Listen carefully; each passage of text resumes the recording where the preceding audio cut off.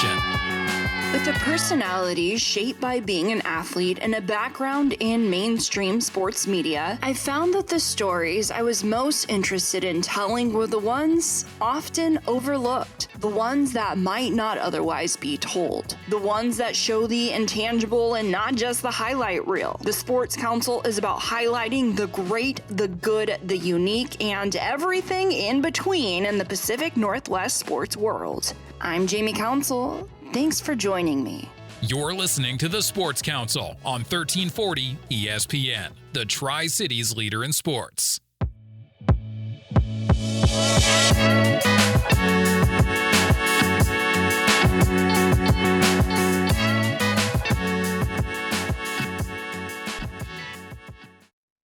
Welcome to the Sports Council. I'm Jamie Council, and the Olympics are right around the corner, and one of Tri-Cities' own, Marisa Howard, stamping her ticket to the Paris Olympics in the 3,000 steeplechase from Pasco. Marisa, welcome. Thank you. Thank you for having me. I got the chills when you introduced me as an Olympian. It still does not feel real. Well, it is certainly real. And knowing that, I feel like I needed to give it from Pasco, Washington. How are you feeling? I mean, what was that feeling of getting third and hearing that you will be headed to Paris representing not just the Tri-Cities, but the United States? Yeah, very, very surreal. Everybody works hard, right? Everybody at that level is, I truly feel like putting in probably the same amount of work that I am. And so I just feel fortunate that it all came together on that day. And, yeah, very, very, very excited to be representing the U.S. and the Tri-Cities, Washington, and Idaho as well. We've been in Idaho now for 14 years, so excited to be representing the whole Northwest over there. And let's walk through your journey, because you graduated from Pasco High in 2010 and then went to Boise State. So talk about your journey. I mean, it started in the Tri-Cities, but like you mentioned, you've come so far, and it's really been a journey to get to that level. Yeah, I'll take us back a little bit all the way to my elementary days at Livingston Elementary. I remember we had like a mile, we had to do the mile test or whatever every year. And Mr. Carrasco, I don't know if he's still a PE teacher there, but I do know he was coaching, I think all until recently at Chiawana High School as a football coach. So even when I was in elementary school, he was a high school coach. And my goal was always to get on the top 3 for the mile, for third, fourth, fifth graders. And I think I finally did it as a 5th grader. And then I got into middle school, and I was a gymnast when I was really little, but anyways, got into middle school and did sprints and hurdles and relays and all of that, and high jump. I mean, I'm only 5'3", so you can imagine that turn out very well, but also did distance running in track and ended up breaking. My big goal was to break 6 minutes in the mile, and ran, I think, 5:58 my last meet in middle school, and then went on to high school and had a successful career at Pasco High School and earned a scholarship to go to Boise State. At Boise State, I had a lot of injuries, a lot of stress fractures, and was just, I guess probably overtraining. Essentially, I was running 80 miles a week, and now I probably run closer to 50. And we finally figured out my body after college. And I think that's what's, kind of led to my success at the professional level. And I love the fact that I'm talking to Olympian and talking about how high jump, that coach from Chiawana is like, listen, Marisa, it's just not your thing. Yeah, totally. 5'3". I mean, they don't, in middle school, they let you try everything, which is so nice.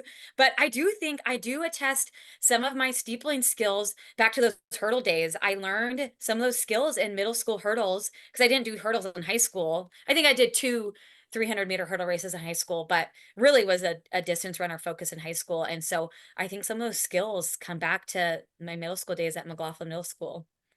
And that leads to my next question, the steeplechase. That's not something that you have in high school. And then even the difference from high school to college. I was a hurdler. Going from that 300-meter hurdle to that 400-meter Yeah. hurdle in college was a big hurdle. And Yeah. how did you find that the steeplechase was your event? Yeah, so a little bit of having that hurdle experience. And then in high school, my best event was the 2 mile. And in college, they don't offer the 2 mile or the 3K as an outdoor event. They do have it indoors, but outdoors, it's either the 1500-meter or the 5K.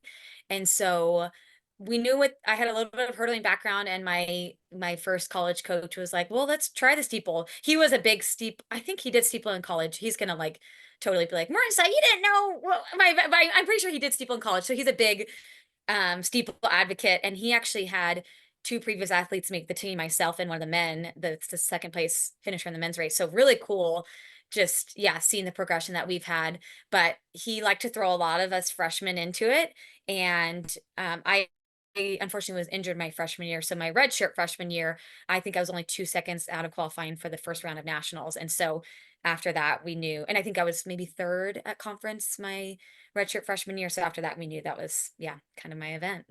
It just kind of clicked. And Yeah. obviously, after college, you have to make this decision that Yeah. it's taken you since, I mean, you graduated high school in 2010, and people don't realize that Yeah. it is a grind to get to that level. And you just ran your personal best. So, Yeah. at what point did you decide, you know what, this is something I want to do, I want to pursue, and I want to get on an international level for it? Yeah, I always had the dream of making the Olympics when I was little as like an Olympic gymnast, but that really came to fruition probably my redshirt junior year of college. I was second at the NCAA championships for in the steeplechase. And that's when I really realized, like, wow, maybe I can do this at the next level, because that race also qualified me for the US championships. So my first two US championships were 2014 and 2015. And so to think it took me 10 years to finally make, an actual global team is just amazing. And I think, yeah, I think what I kept coming back to was like I knew I still had untapped potential in the event. Like I knew 922. I don't want to say I was stuck at 922 for a while, but I feel like I was in the low 920s for a long time. And I just knew there was more. And I just, yeah, had this belief that there was more there. And to finally kind of have that big breakthrough and do it has just been, yeah, very, very sweet. We're still soaking it in. You ran a 907 in the trials, and what Yeah. do you feel really got you to find that untapped potential? I think what we talked about, my coach and I, was to just keep racing and to not come into the trials with any preconceived ideas of who was going to make the team, and just have an open mind of, I mean, as a believer, have an open mind of whatever the Lord had on that day. And so I also, most of my best races are in championship style races where I'm just racing and not worried about the clock at all. I had no clue how fast we were running. And the coolest part is watching my husband in the video. I don't know, it kind of went viral, my family like freaking out. And my husband was grabbing our friend's shirt and was like, look at the clock, freaking out. And so I did not realize how fast we're running um until I crossed the finish line, which is really cool. That's what you want. You want to be so immersed in the race that you're just letting your body do what it knows how to do, and not, kind of chasing a time. What message would you have to people that you said that you knew you had untapped potential, that you didn't give up on your dream, and after college pursuing it, what message would you give to people that might feel like they want to achieve that? Yeah, I would say like keep going. If you really feel like, I really felt in my heart that I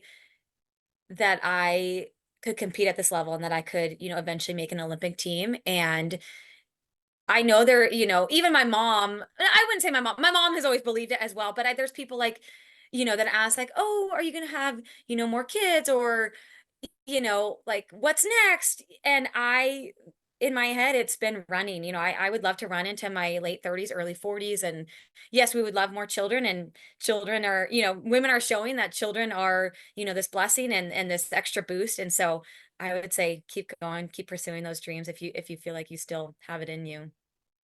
So we're talking to Marisa Howard, a 2010 graduate from Pasco High School. headed to Paris for the Olympics this year. We're going to hear from our sponsors. You're listening to the Sports Council on 1340 ESPN, your Tri-Cities leader in sports. You're listening to Jamie Council on the Sports Council. Inconveniences can happen at, well, inconvenient times. JRT Mechanical has plumbers and HVAC technicians available 24/7 if an emergency does arise. Or if you feel like your house isn't cooling like it used to, or if you're tired of a hose leaking from last winter's freeze, JRT is an honest, reliable company that's been in the Pacific Northwest for more than 3 decades. Give JRT Mechanical a call at 509-314-4314 or visit jrtmechanical.com. If you've got a winery, brewery, or dairy, why buy industrial parts and supplies from across the country? Central Industrial Sales is your local source for supplies and equipment for the dairy, food processing, winery, and brewing industries. We specialize in custom fabrication, industrial cleaning equipment, sanitary fittings, valves, pumps, chemicals, and many other supplies. Everything's available through our website, by phone, or by dropping by our office. Call 509-375-4032 or find us at centralindustrialsales.com. Krispy Kreme is celebrating July with delicious patriotic donuts, and stay cool with an iced coffee or frozen lemonade. And don't forget to schedule your fundraiser. Perfect for sports teams, churches, and much more. They take the hassle away with a digital coupon. Download the Krispy Kreme app for all the latest deals, plus find out how you can support Team USA in the upcoming Olympics. Krispy Kreme at 2805 Duportail Street in Richland. Come with a sweet tooth, leave with a smile.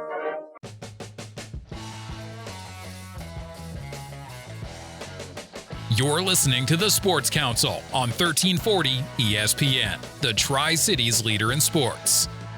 Welcome back to the Sports Council. We're catching up with Marisa Howard out of Pasco by way of Boise State and now headed to Paris. How are you getting prepared for that trip?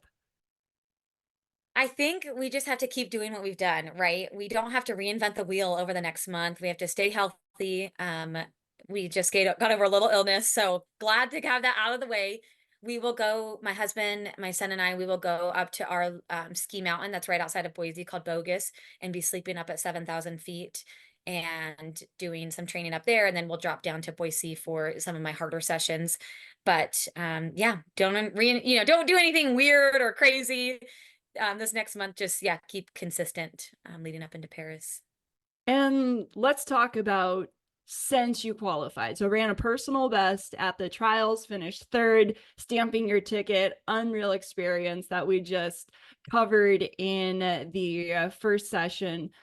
But you didn't even have time to celebrate. Walk me through since that it's been kind of more of a downer, I guess. Yes. So Friday was a little crazy. I went through team processing, and that's where you try on the Ralph Lauren gear. And that's where it really hit me was only Olympians wear this Ralph Lauren gear, and then booked my flights and, did all of that. And then I actually got to meet with a potential sponsor. I can't share yet who that is, but got to meet with them. And then we drove halfway home that night and then finished the drive the next day. We had a wedding to go to. That was kind of why we were rushing home. We had a good friend's wedding on Saturday and then woke up Sunday. I did do a long run, but then felt pretty terrible at the end of it and had the stomach bug for the last kind of 2 days. And so my son and I were kind of down and out for a few days. And now my husband has it, but we are on the mend and we'll be hopefully all healthy by the end of the week. And what does your training schedule look like? I mean, talking to an Olympian, everything comes in from the little things like sleep, eating to the big things as far as really pushing your body and training. So walk me through some of those things in your daily routine to get you ready for Paris. Yeah, so a typical week is we start our weeks on Sunday or Mondays. So Monday is usually like an easy run and weights. Tuesdays and Fridays are my more difficult workout days. So that would be like either a track session or hills, or we have like a green belt path where we do like tempos. And then I'll usually do a double in the afternoon, either on the bike or in the pool. And then Wednesdays and Saturdays are my easiest days. I'll do just like a easy cross train or an easier run. And then Thursdays and Sundays are kind of my longer run. So Thursday's like a medium long run is what we call it. And then Sunday is a long run of up to 2 hours. something that we've really had to prioritize after having Kai is sleep, as you know, with a baby, and you're not getting as much sleep. And so when I don't get a good night's sleep, or, Kai is sick, my coach and I are communicating, and we're either, pushing a session back a day, things like that. And so, yeah, I'm in constant communication with my coach either daily or every other day of kind of how I'm feeling, and just making sure that we don't, cross over that line so that we're getting injured or picking up an illness. So that's kind of, yeah, what a week looks like. As a habitual overtrainer yourself, now you can self-regulate that. Yes. And what about nutrition? What are you eating? I mean, I love Krispy Kreme donuts, and they're supporting you in the Tri-Cities, one of our sponsors for the show, and Yeah. supporting the Olympics. But what is your diet look like to prepare for something like this? We've all seen what Michael Phelps eats.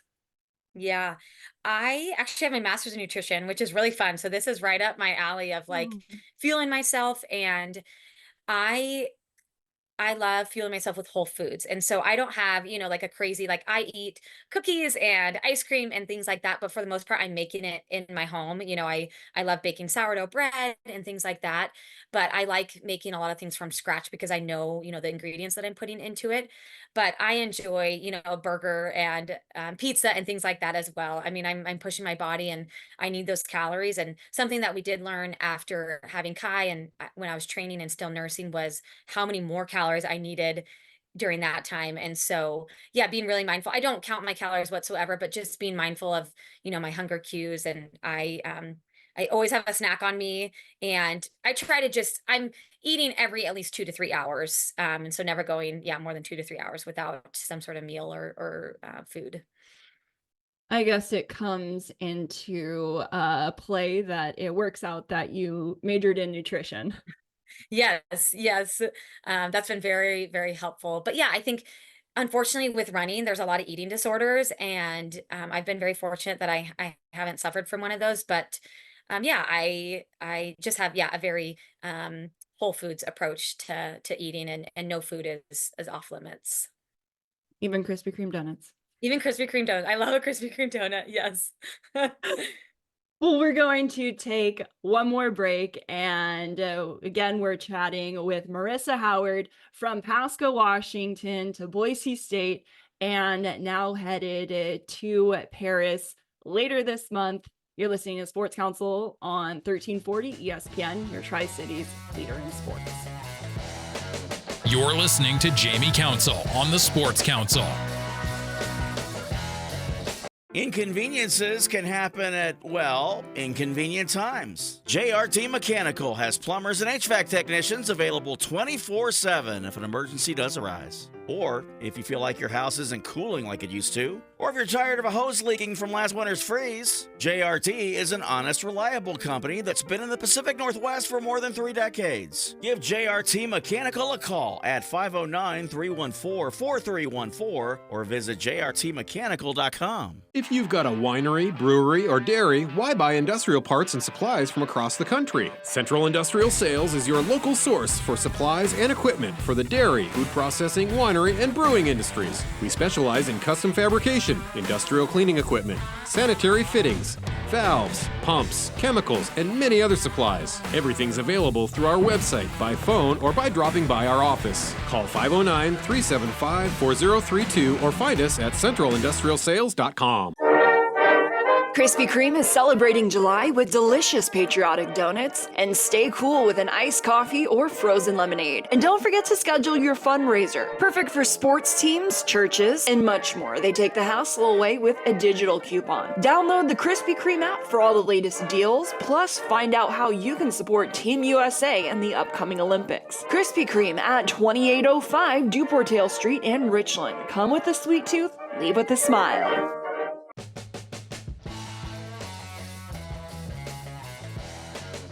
You're listening to the Sports Council on 1340 ESPN, the Tri-Cities leader in sports.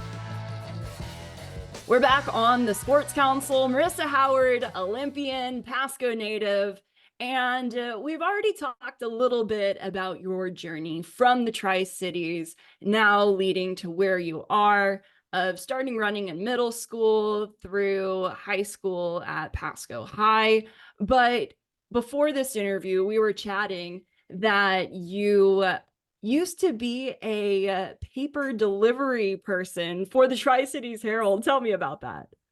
Yes. So I wanted to earn, a little bit of income. And so my parents signed my brother and I up for a paper route in our neighborhood. And my brother only lasted 1 week because he couldn't get up early. And so I lasted 3 years. And I do attest a lot of my discipline in sports and in running to the discipline it took to get up every single day at 5 a.m. and deliver those papers. And so, yeah, that's a very special part of my childhood. I remember, I think at the end of that, I had saved a couple $1,000s. Just, you're not spending a lot of money as a middle school person. And so, yeah, that was a lot of hard work, but I think it made me part of who I am today. And you have a very large family. So tell me, who's here supporting you back in the Tri-Cities area? Yes, so my grandma, she lives actually on the Sun Willows golf course, and that's where the state cross country meet is for high school. And my grandpa, actually, before he passed, it was really sweet. He got to like be wheeled out. He was in a wheelchair at the time, got to be wheeled out and like watch like one of my last races, which was really, really sweet. Like I'll never forget that. But yeah, my grandma's still there. I think I have two aunts still in town. My brother and sister-in-law are still there. And then a lot of cousins and extended family are still in the area. So a lot of people still here, as well as traveling with you. I know we've been talking a lot about them throughout this interview, your husband and your kids. Tell me a little bit about them. Kai's 2 years old. Yeah, Kai. Yeah, our sweet, sweet boy. We, my husband and I met at Boise State, right when I got to school. I mean, 2010, we started dating. And so I got here in August, we started dating in September, and we've been together now coming up on 14 years and married for 11. His parents Congratulations. followed us to Boise shortly after we started dating. And so, yeah, they've been in the area for that time. My husband ran cross country and track at Boise State, and then he's a teacher and a high school coach, and we coach together at a school in Meridian. And so we kind of eat, breathe, live running, which is so fun. We get to coach and run together. And then, yeah, we welcomed our son into the world in May of 2023. And he's just been the biggest joy and delight and blessing in our lives. So we're so glad that he gets to come to Paris with us. That was exactly what I was going to say, is that they're both headed to Paris with you, as well as some of your family. What does it mean just to have that little slice of home as you're competing on a world stage? Yeah, I always say it's so hard, as an elite athlete, I'm traveling all the time and I'm gone, at training camps for 5 to 6 weeks at a time. But if Jeff and Kai are there with me, like that's home to me. And so this past month we were in Flagstaff all together, and we have a great, amazing group of friends here that we miss so dearly, but it doesn't feel as difficult when they're there with me. So yeah, it's very, very sweet that they'll be over there with me and get to experience the whole Olympic craziness with me. And what has it been like having a kid doing training, kind of staying the path while also recognizing that other things are important to you as well? Yeah, the balance that it comes with that, right? Now I am not just 100% focused on running. I have this, I get to go do my run and do my training, and then I get to come home and just be mom. And even like in the car ride after when we were driving the other day, when we were leaving Eugene, Kai was tired and exhausted, and I'm just mommy to him. I'm not this Olympic runner. I'm just his mom, and I love that I get to have that balance of, I told my coach a few weeks ago, like, I'm living my dream. I'm getting to be a professional runner and be a mom at the same time. And I love that I get to do both of those at the same time. Have you had any conversations with other athletes or coaches? I know that there's been throughout the years a little bit in the news of, okay, well, they had a baby, they became a mom, their careers are over. And has that been anything that you've gone through or had discussions with? Yeah, honestly, no. I think I'm part of the generation where it's like being like championed, which is really cool. I think 10 years ago, a woman that comes to mind, Alicia Montano, she was pregnant and then ran at like, I think a US championship. And then the next year came back and made the world team. And I think that was not frowned upon, but it just wasn't as widely accepted. Contracts didn't have pregnancy protections in there. And now that's standard to have pregnancy protections in your contracts. I mean, that's what we're going to ask for in my contract as well.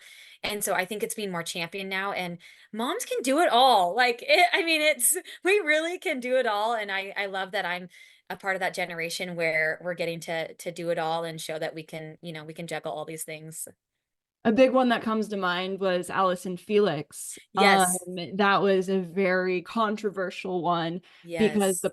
it was a very public talk. So I'm very glad that other stories have kind of laid it out that it's being championed now because you're a mom, you're an Olympian, you're a wife, and it's just quite an amazing story. Yeah. And women are better after having children. I mean, I just ran a 15-second PR after having my baby. And so I think we're showing, and I think women's best, at least for distance runners, their best years are in their 30s. And so I think I still have, a lot of potential in the sport, which is, exciting to see where it goes. And do you plan on having more kids? Yes, we would love to have more children. So to be determined when that will be. But yes, we'd love to have a few more added to our household, Lord willing. I didn't really know if it's the more kids you have, the better you are. I don't know. Yeah, hopefully it's like a multiplier. Yeah, right. Yeah. And okay, so let's talk timeline now. You qualified and you're racing on August 4th and you're heading to France later this month. So what does that travel schedule look like for you? How are you preparing? I mean, you already got fitted for your Ralph Lauren, like it's all coming together. Yeah, so we'll leave on July 28th from Boise. My parents and husband, they booked the same flights as I did. So we'll all go together, which is really nice that I get to be there and help, with the baby. I mean, he is a mama's boy through and through. And so the fact that we get to travel together, once we get there, we'll probably split because they're not in the athlete village. But yeah, once over there, I'll have a whole week to kind of get settled and do my last few, tune-up workouts. And then, go time is, I think August 4th is a Sunday. I want to say August 4th, Sunday, August 4th, and then try to make that final, which would be August 6th. And how has the support from the Tri-Cities and even Boise and Idaho been, because you've been in both, and what have you seen from the outpour? It's been insane. I mean, I probably went back to my phone. I had over 250 messages. My husband, very similar. My mom, probably similar. I mean, it's been insane. I tried to stay off social media leading into the trials for the last 2 weeks and gave myself until today to be back on social media. But after this, I'm going to try to be, very minimal usage leading up to the trial or leading up to the Olympics. I don't have to say trials anymore. That's crazy. But it's been incredible. And every message is not unseen and very, very sweet to see the support. Yesterday I did a run and I was getting recognized on our running path, and it's just wild. Yeah, the trials are behind you. Finished third, Yes. personal best. Your ticket is stamped to Paris. And what message would you have for the Tri-Cities as they watch you in your journey to the Paris Olympics? Yeah, my ultimate goal is always just to glorify the Lord with this gift that he's given me. And so I pray that I can do that in victory and defeat and in whatever he has for me on that day. And so, and I hope I can represent Tri-Cities and Boise well. Well, thank you so much for your time, and best of luck. We appreciate you making the time.